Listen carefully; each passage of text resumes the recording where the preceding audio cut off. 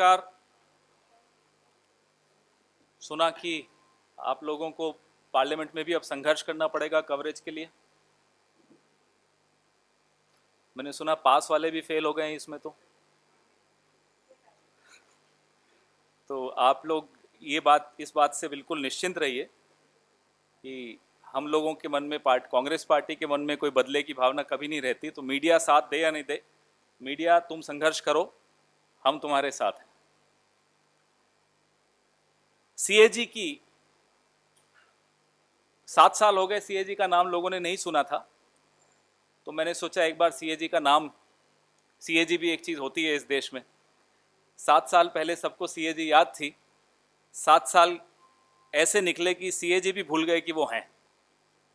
तो सीएजी की एक रिपोर्ट, प्रिलिमिनरी रिपोर्ट आई है,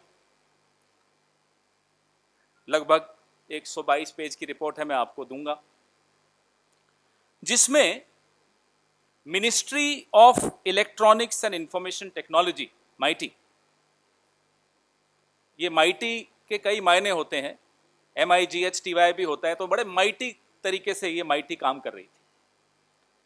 सीएजी ने उंगलियां उठाई हैं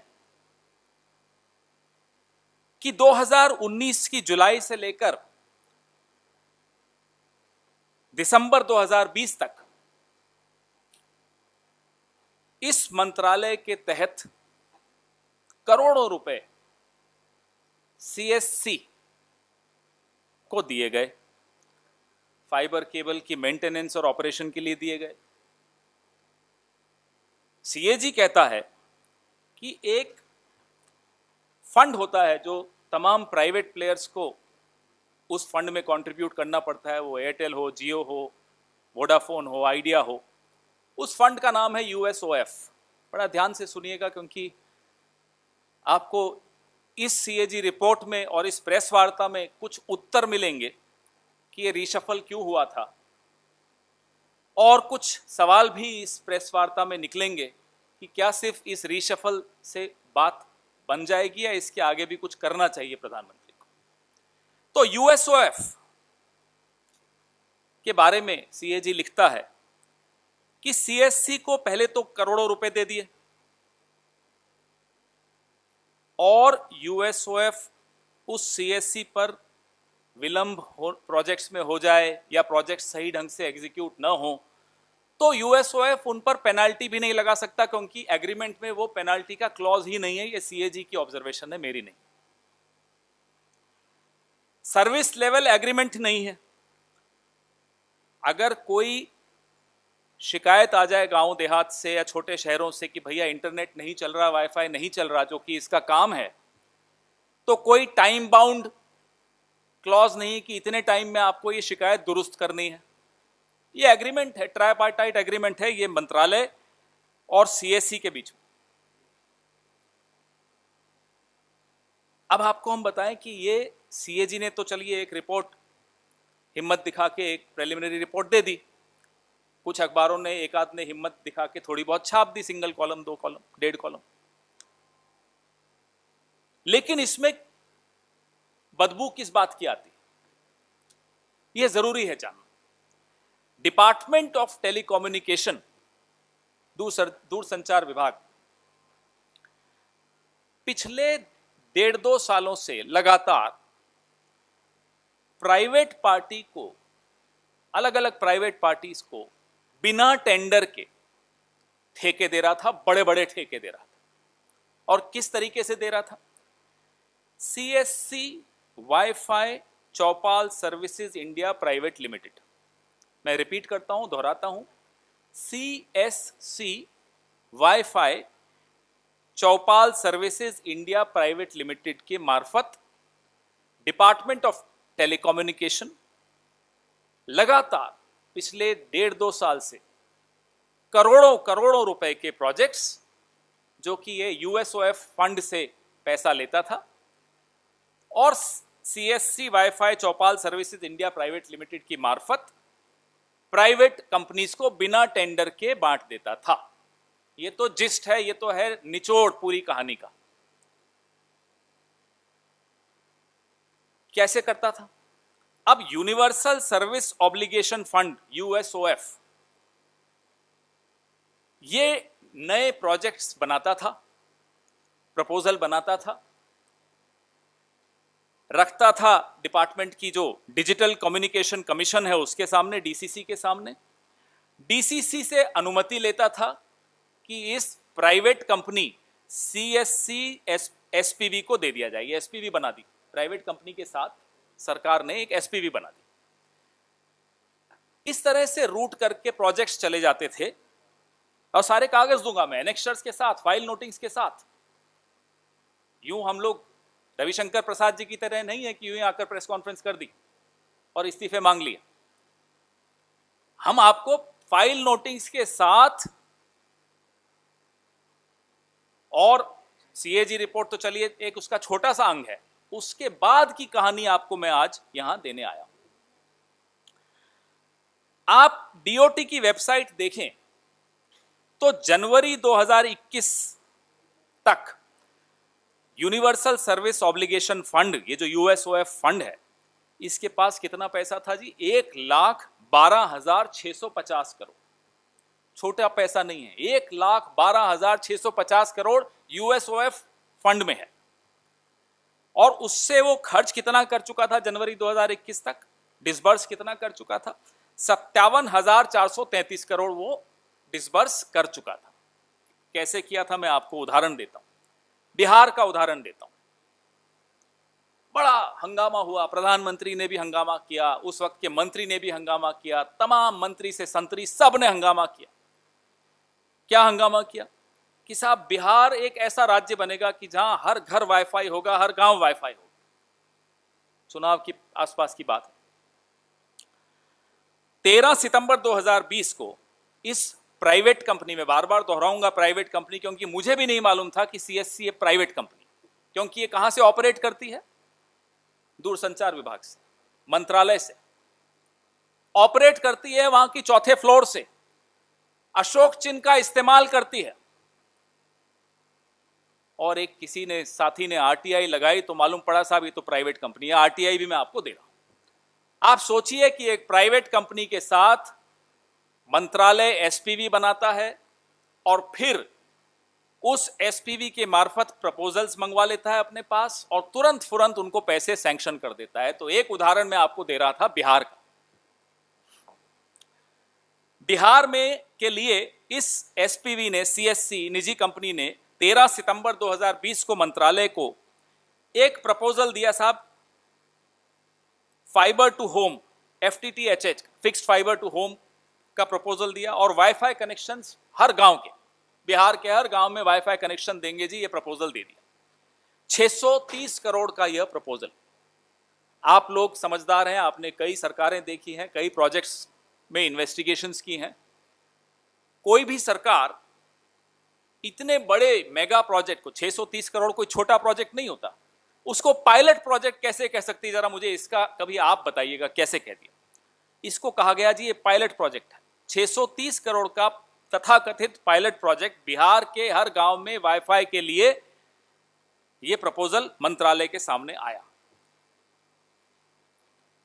19 सितंबर, 6 दिन के बाद 2020 को डिजिटल कम्युनिकेशन कमीशन ने इसको अप्रूव कर दिया। 6 दिन के अंदर अंदर इस प्रपोजल को का अप्रूवल आ गया डीसीसी द्वारा।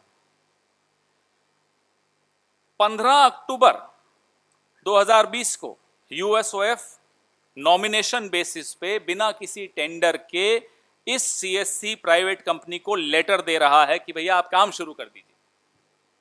कोई एग्रीमेंट नहीं हुई है, माफ कीजिएगा, कोई एग्रीमेंट नहीं हुई अभी तक। सितंबर की 13 तारीख को कहानी शुरू हुई।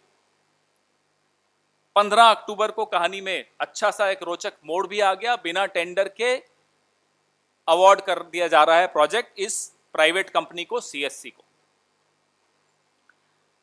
तो मैंने आपको बताया आरटीआई का स्टेटस वो मैं आपको दे रहा हूं। ये 11 जुलाई 2019 की आरटीआई है, जिसमें मंत्रालय ने बताया कि साहब ये प्राइवेट कंपनी है, ये सरकारी कंपनी नहीं है।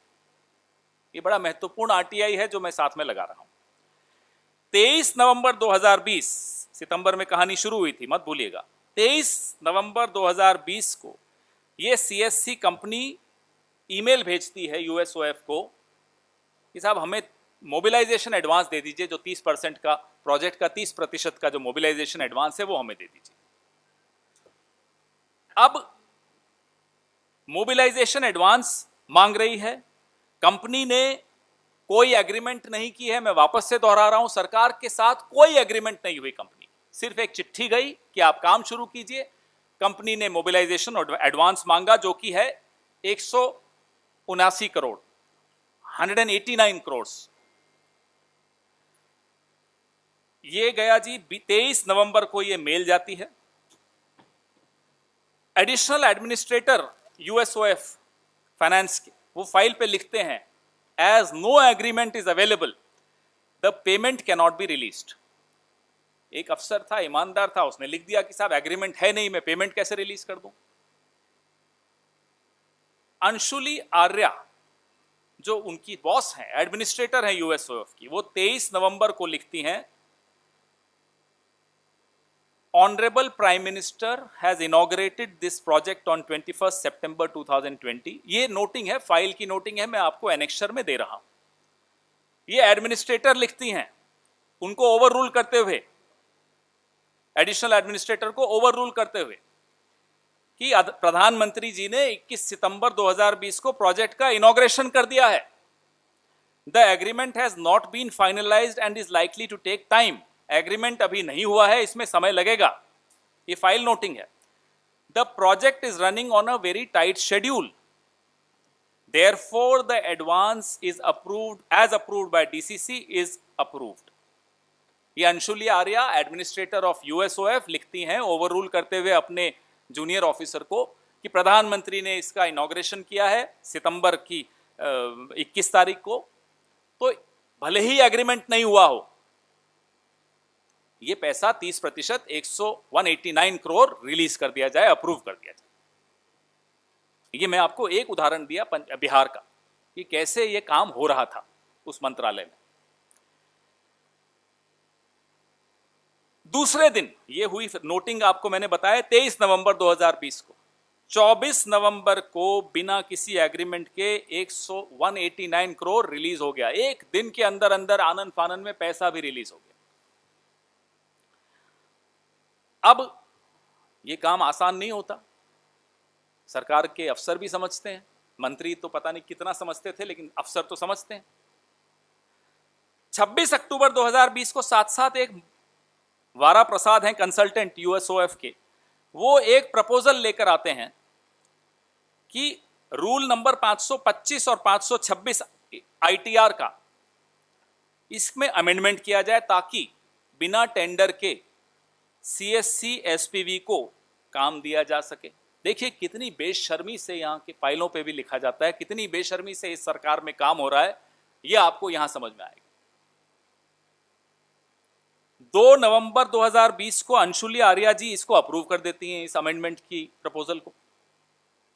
अब वो फाइल गई सेक्रेटरी टेलीकॉम के पास, मेंबर फाइनेंस के पास। मुझे नहीं मालूम इस फाइल का क्या हुआ, ये अब आप लोग बताएंगे कि हुआ क्या उसमें। मैं ये एनेक्शर्स लगा रहा हूं यहां तक जहां तक कि हमारे पास है, और ये सारा एक पीआईएल का हिस्सा है ये सारे कागज। तो कहीं से ये कोर्ट के डॉक्यूमेंट्स हैं, कहीं कोई इस पर आरोप लगा नहीं सकता। कोर्ट की जो पब्लिक डोमेन में जो है कागज में वही आपके सामने ला रहा।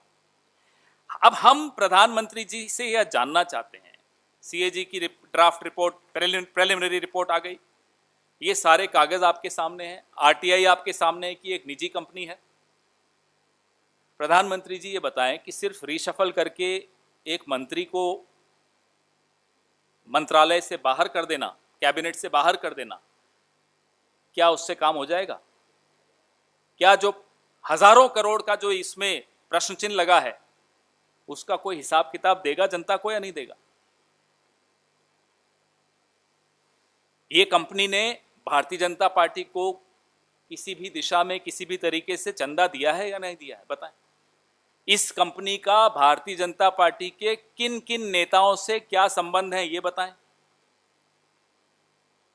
और यह भी बता दें कि सीएससी जैसी और कितनी कंपनियां हैं जो सरकार का चिन्ह इस्तेमाल कर रही हैं, अशोक चिन्ह इस्तेमाल कर रही हैं, जो सरकार के प्रेमिसिस में बैठी काम कर रही हैं, जो जब तक आरटीआई न लगाई जाए मालूम भी नहीं पड़ता कि प्राइवेट हैं।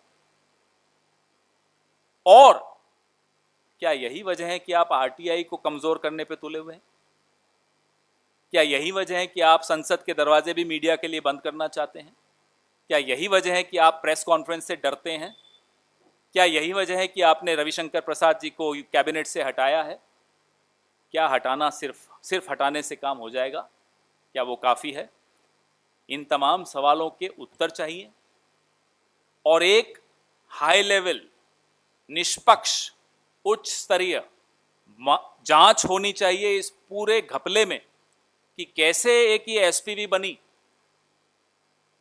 क्या क्या उसको काम दिए गए, कैसे उसको मोबिलाइजेशन एडवांस दे दिया गया। और सीएजी कहती है कि साहब कोई ऐसा क्लॉज ही नहीं डाला था कि उनको हम पनिश भी कर सकें। सरकार अगर वो कंपनी धोखा दे दे, काम नहीं करे, पैसा लेके भाग जाए, तो कोई तरीका नहीं है आपके पास कि आप उसको काबू कर सकते।